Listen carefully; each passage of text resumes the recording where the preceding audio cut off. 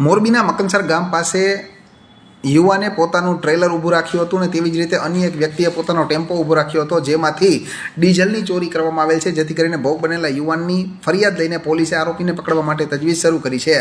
મોરબી માળિયા અને Wankaner highway road પર અવારનવાર ડીઝલ ચોરી થતી હોય તેવી ઘટનાઓ સામે આવી છે. તેવામાં વધુ એક વખત રાજસ્થાનના મૂળ રહેવાસી અને હાલમાં મુંદ્રા ખાતે આરોહી લોજિસ્ટિક ખાતે રહેતા કન્નારામ સાંઈ ઉંમર વર્ષ 31 નામના યુવાને મોરબી તાલુકા પોલીસ સ્ટેશન ખાતે ડીઝલ ચોરીની ફરિયાદ 4 શખ્સોની સામે નોંધાવેલ છે, જેમાં તેણે જણાવ્યું છે કે મોરબીના મકનસર ગામની સીમમાં ધરમકાંટા પાસે જાહેરમાં તેઓએ પોતાનું ટ્રેલર પાર્ક કરીને મૂક્યું હતું. તે ઉપરાંત અન્ય